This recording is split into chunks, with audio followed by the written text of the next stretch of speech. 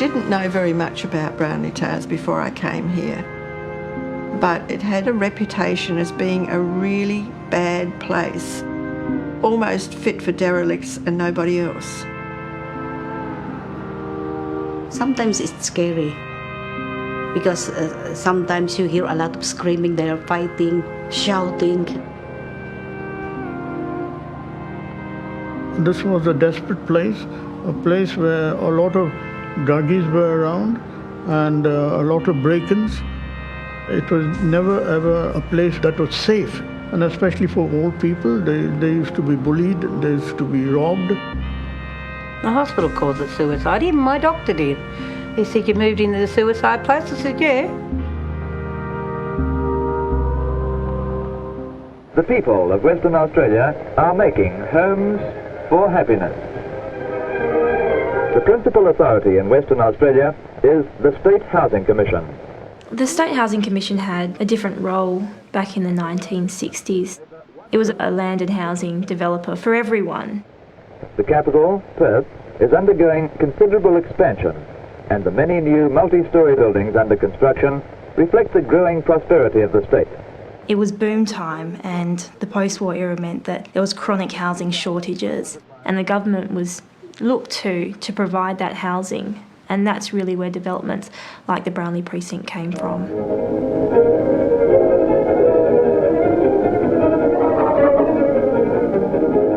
The design really draws on a lot of the planning movements coming out of the UK and US at the time. And this was Perth's first take at a modern planned community.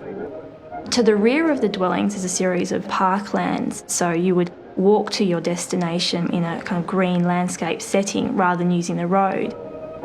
To the north of the towers is a series of cul-de-sacs fed by a single road. So in that way it was its own little kind of precinct. It had everything that you could possibly ever want. It had a kindergarten, shopping centres, the local butcher, a local school, community halls, bingo night. Why wouldn't you want to live there? Everyone said it would work, but it didn't.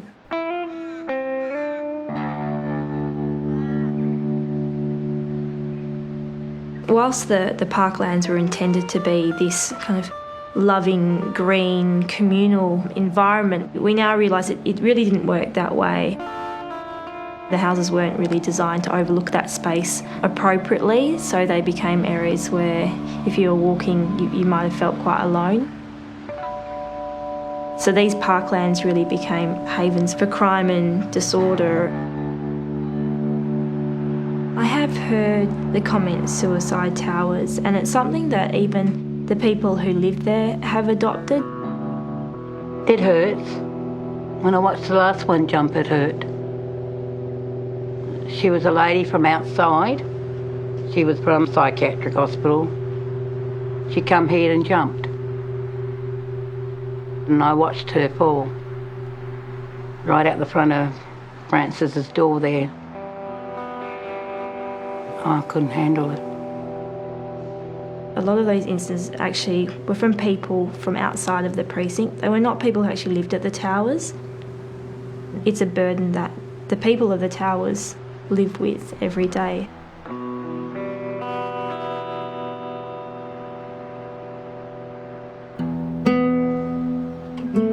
In 2003, the department commenced the refurbishment of the towers. This meant a full internal and external renovation.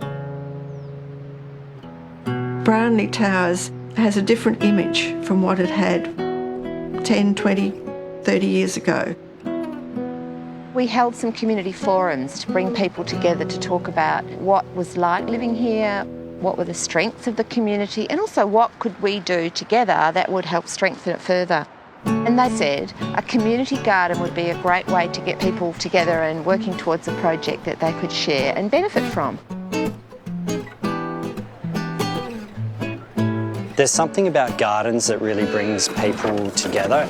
You just have these little conversations about, oh, how's your carrots going? And, or you might get a nice big harvest of something and then you'll share that with someone and you'll have a little conversation about it.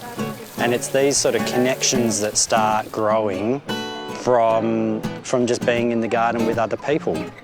looks much the spot. Some people want to have fresh vegetables and they want the delight in growing those. Others want to meet people and build friendships, and that's already happening. How are you, mate? We decided to call it the Bentley Community Garden to attract people from the wider Bentley area. So we really wanted people to come and meet and find out that the people who live at Brownlee are no different to them. Oops. I'm not nervous in cooking for anybody. If you like my food, I'm happy. If you don't like, too bad. Have some. Thank you very much. Thank you. Thank you very much. Life is only meaningful when you have relationship, when you have family. You teach something that is from your homeland and people enjoy it and like it, and it does feel right. We'd have to probably cut these up into sections. I like exercising what creativity that you can develop in harmony with the land. We've all come from all walks of life. Half of us can't even speak the same language. Rockmelon. I know this tree. I grew up with this tree. Who has the why? Thank you, Clara. I have the why. Do you know the when and the how? Oh, I do.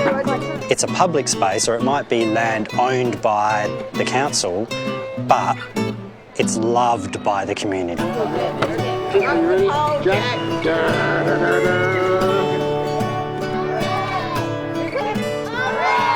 Well, I hope it turns out very good and they all grow good so we can get some nice fresh food out of it.